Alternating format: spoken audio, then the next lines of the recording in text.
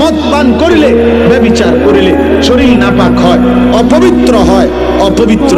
আল্লাহ রাসূল সাল্লাল্লাহু আলাইহি সাল্লাম বলছেন, যে ব্যক্তি মদ পান করে, যে জিনা ব্যভিচার করে, খোদার কসম নবী বলছে আল্লাহ তার অন্তর থেকে ঈমান খুলে ফেলে, মানুষ যেমন তার দেহ থেকে জামা খুলে ফেলে। মান জানা ওয়া শারিবাল খামরা নাযা আল্লাহু মিনহুল ঈমান কামা ইয়াখলাউল ইনসানু আল কাবিসা মিন রাসিহি। ঈমান খুলে ফেলে বেটা। এই অবস্থায় যদি মৃত্যু হয় নাফরমান, মনে রেখো সে মৃত্যু কি মৃত্যু হবে। আল্লাহ রাসূল সাল্লাল্লাহু আলাইহি ওয়াসাল্লাম বলেন, বুখারীর হাদিস, লা ইয়াজনি জানি হিনা ইয়াজনি ওয়া হুয়া মুমিন। কোন ব্যক্তি যখন জিনা করে, ব্যভিচার করে, কোন মেয়ের সাথে হারাম সম্পর্ক করে, খোদার কসম নবী বলছে সে মুমিন থাকে না। লা ইয়াশরাবুল খামরা হিনা ইয়াশরাবু ওয়া হুয়া মুমিন। নবীজি বলছে যে নেশাখোর মদ পান করে, আল্লাহ রাসূল বলছে সে মুমিন থাকে না। লা ইয়াসরিকু সারিকু হিনা ইয়াসরিকিন। আল্লাহ নবী বলেন যে চুরি করে, চুরি করে, আল্লাহ কসম নবী বলছে সে মুমিন থাকে না। আর চুরি শুধু নামওয়ালা চুরি না, যেখানেই আপনি কাউরে ওজনে কম দিলেন এটা চুরি না? কথা বলেন না কেন? রাষ্ট্রের সম্পদ যারা চুরি করে তারা চোর না? জনগণের সম্পদ যারা চুরি করে তারা চোর না? ভদ্রলোক, আপনি কথা তো শুদ্ধ কর। একেবারে স্যুট পরা, বুট পরা, একদম টাই টুই লাগানো, আপনি তো বাস পান। মিথ্যা কথা বলেন। আপনি তো এক খোঁচা দিয়ে 100 কোটি টাকা মেরে দিচ্ছেন, তাহলে আপনি তো শুদ্ধ চোর। আপনি তো কথা তো শুদ্ধ বলেন। এই জন্য বললাম আব্বা, দুইটা শব্দ ইংরেজি বলা, প্যান্ট পরা, স্যুট পরা, শুদ্ধ ভাষায় কথা বলা, টাকা পয়সা উপার্জন করা, এর নাম মানুষ না। মানুষ ভিন্ন কিছু, ইনসান ভিন্ন কিছু, ভিন্ন কিছু। যদি বলেন আপনাদের হুজুরদের মধ্যে তো এরকম অনেকের থাকতে পারে ত্রুটি, হ্যাঁ থাকতে পারে, আমি কি অস্বীকার করছি নাকি? হুজুর হিসাব দিবে না? কথা বলে না কেন? ইমাম সাহেব হিসাব দিতে হবে না? ইমাম সাহেব কি ব্যস্ত টেন্ডার হয়ে রয়েছে নাকি? তাইলে বক্তা সাহেব কি ব্যস্ত? আমি কি এখন ব্যস্ত থেকে আসছি? আমি ক্যান্টনমেন্ট থেকে আসছি, সাবের বাজার থেকে। হিসাব আমাকেও দিতে হবে, আপনাকেও দিতে হবে। এজন্য আমিও চেষ্টা করি, আপনিও চেষ্টা করবেন। আমি তো আল্লাহকে সাক্ষী রেখে বলতে পারি ইনশাআল্লাহ। আপনি বলেন, আমি বলি, আমি 5 ওয়াক্ত নামাজ আজকে জামাতের সাথে পড়ছি। আপনি দাঁড়ান, যুবক ভাই তোমরা তো বলো। এই জন্য একজন আরেকজনের কাঁধা ছোড়াছুরি করলে হবে না। আপনারও তো দোষ আছে না, আপনারও তো দোষ আছে, এ কথা বললে হবে না আব্বা। আপনার দোষ আমার দোষ প্রশ্ন না। আমাদের প্রত্যেকেই আল্লাহর সামনে যেতে হবে, আখিরাতে যেতে হবে, এই গুনাহ থেকে বাঁচতে হবে, গুনাহ থেকে বাঁচতে হবে। প্রতিটা গুনাহ বাবা, প্রতিটা গুনাহ, প্রতিটা পাপ, খোদার কসম আল্লাহর নবী বলছেন ওয়া ইন্নাল ফুজুরা ইয়াহদি ইলান নার। নবীজি বলছেন উম্মত, প্রতিটা গুনাহ তোমাদেরকে জাহান্নামের দিকে টেনে নিয়ে যাবে।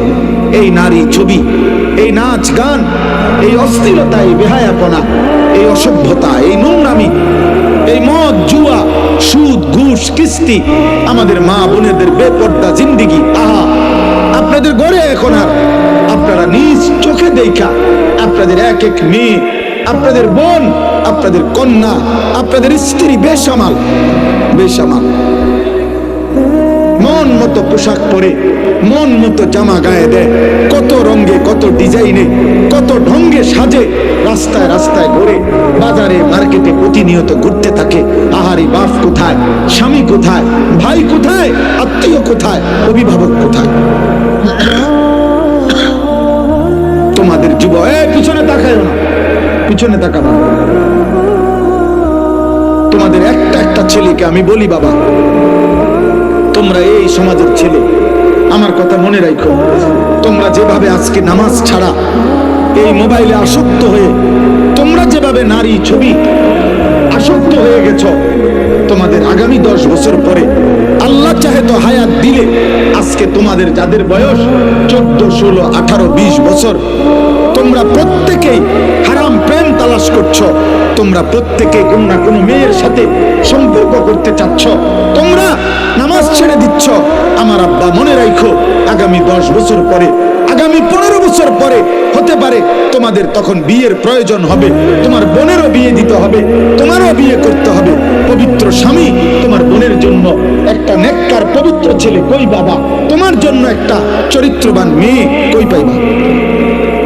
তোমরাই তো তোমাদের সমাজ শেষ করে দিচ্ছ। আমার কথা হাসি দিয়ে উড়াই দিও না, একজনও ভাইবা, একজন। তোমার সমাজ তো তুমি, তোমার যদি কোনোদিন এক ওয়াক্ত নামাজ পড়তে মন না চায়, তো তোমার সমাজের বাকি ছেলেদের কি অবস্থা? তুমি যদি দিবানিশি নারী ছবি দেখো, তোমার যদি সারাক্ষণ মোবাইলে উলঙ্গ ছবি দেখতে মন চায়, তোমার স্ত্রী যে হবে তার চরিত্র কি হবে? রাবেয়া বস্রী। তোমার বোনের যে স্বামী হবে ওর চরিত্র কি হবে? ও কোত্থেকে আসবে? ও তো আলগা গ্রহ থেকে, মঙ্গল গ্রহ থেকে আসবেন। ও তো এই সমাজেরই বেড়ে ওঠা মানুষ, ও তো এই সমাজের বেড়ে ওঠা মানুষ। আমরা এখন নিজেরা বুঝি, ছোটবেলায় মাদ্রাসায় আমরাও পড়ালেখা করছি বাবা, আর এখন আমরা মাদ্রাসায় পড়াই বাচ্চাদেরকে, খুব কষ্ট হয়, বেশি কষ্ট হয় বাচ্চাদেরকে এখন পড়াইতে। কেন? একটা বাচ্চা আপনার তার বাড়িতে গেলে তার চারিদিকে তার বাড়ির চাচাতো ভাই, মামাতো ভাই, ফুফাতো ভাই, জ্যাঠাতো ভাই, খালাতো ভাই, আপন বড় ভাই, আপন মা, আপন বোন, প্রত্যেকের হাতে দেখে একটা একটা বড় মোবাইল। সবাই ছবি তুলতেছে, ভিডিও করতেছে, সবাই আপনার নাটক দেখতেছে। এর মাঝখানে এই একটা ছেলে, সে তখন নিজের বড় অসহায় মনে করে যে আরে আমার বোন মাদ্রাসায় পড়ার কারণে আমারে বন্দি করে রাখছে, আমারে জেলখানা দিয়ে রাখছে, আমারে আবদ্ধ করে রাখছে, আমার জীবনের কোনো সুখ নাই, আনন্দ নাই, আমার কোনো উল্লাস নাই। এই কারণে প্রতিনিয়ত আমরা মাদ্রাসা চালাই বাবা, প্রতিনিয়ত বাচ্চাদেরকে অভিভাবক আইসা কাঁদে যে হুজুর কোনোভাবে মাদ্রাসায় পড়াইতে পারতেছি না, রাখতে পারতেছি না, কেবল ছুটে যায় বাচ্চা, কেবল ছুটে যায়। কারণ চারিদিকের গুনার এই আয়োজন দেখে তার নিয়ন্ত্রণ করা একা কষ্ট হয়। তুমি বলো বাবা, তুমি বলো, বুঝতে দেখো, বুঝতে দেখো।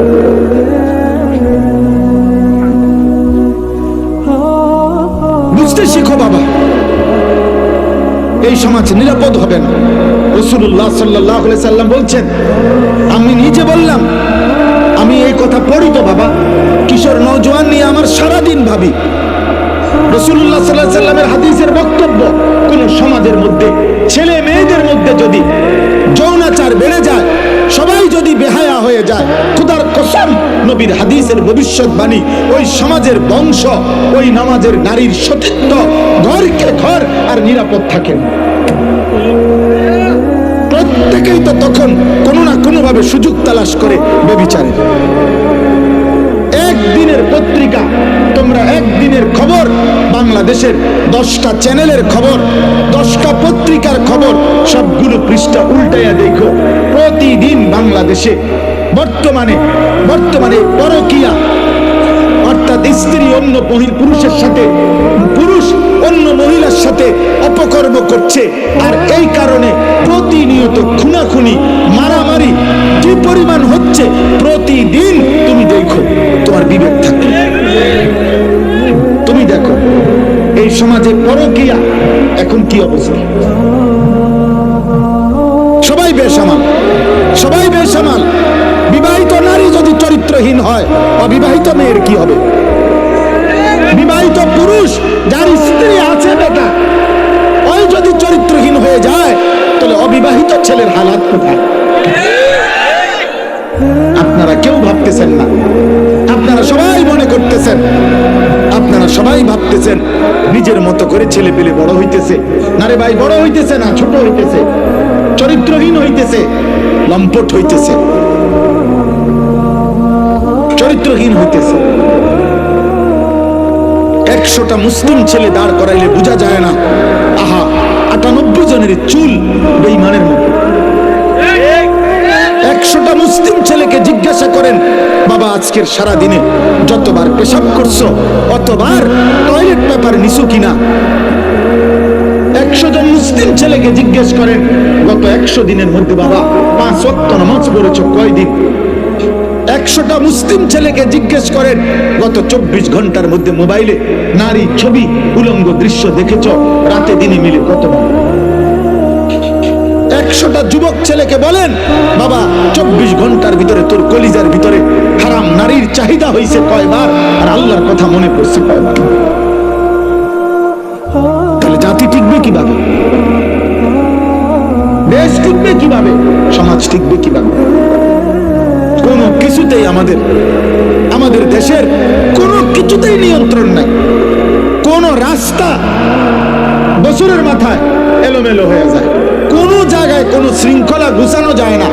সোজা করলেই মনে হয় যেন সিরিয়াল লাইন করাইলে পিছনের জনরে লাইন সিরিয়াল করিলে সামনের জন বেকার হয়ে যায়। কেন এমন কেন এমন কেন বাপ? আমরা সবাই নিজের মতো করে বেড়ে উঠতেছি, গুনাহ আমাদের প্রিয় হয়ে গেছে, গুনাহ আমাদের জীবনের সঙ্গী হয়ে গেছে। নারী ছবি, নাটক, সিনেমা, টেলিভিশন, নর্তকী। আজকে আমরা বেশিরভাগ মানুষ, এই আমার কথা আমি শেষ করতে চাচ্ছি, আজকে আমাদের বেশিরভাগ মানুষ আমরা আমাদের জীবনটাকে দুইটা ভাগ করে নিছি। এক ভাগ 8 ঘন্টা 10 ঘন্টা উপার্জন, হয় চাকরি, নয় ব্যবসা, নয় ক্ষেত খামার, একটা কিছু, নয় বিদেশের কোনো ডিউটি। এই 8-10 ঘন্টা কর্ম করে, আর বাকি যতক্ষণ ঘুম না যায় বাকি টাইম বিনোদন, হয় গান, নয় নাটক, নয় সিনেমা, নয় টেলিভিশন, নয় বন্ধুদের সাথে আড্ডা, নয় তো চটপটি খাইতেছে, নয় তো মহিলা বাজারে ঘুরতেছে, বিনোদন। তাহলে এক বেলা কর্ম, আরেক বেলা বিনোদন। তো আল্লাহ কই, রাসূল কই, আখিরাত কই, কবর কই, পরকালের ভাবনা কই? মা জানে না গত 24 ঘন্টায় তার ছেলেটা কি করছে, বাবা জানে না গত 24 ঘন্টায় তার ছেলেটা কোত্থেকে গেছে, কোথায় কি করছে, বাপের খবর নেই। এভাবে তো মানুষ গড়ে না রে বাবা, এভাবে গড়ে না।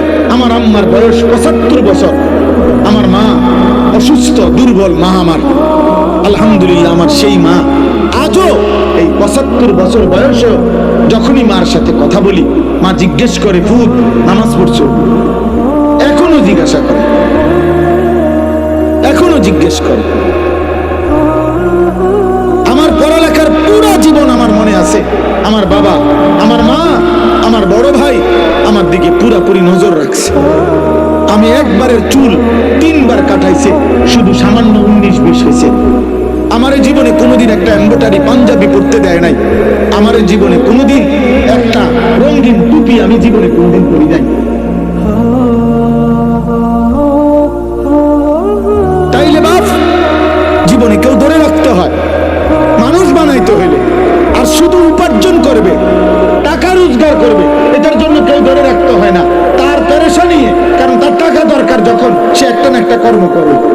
হালাল হারাম বুঝি না, তার দরকার হলো টাকা, টাকা রোজগার করার জন্য মানুষ।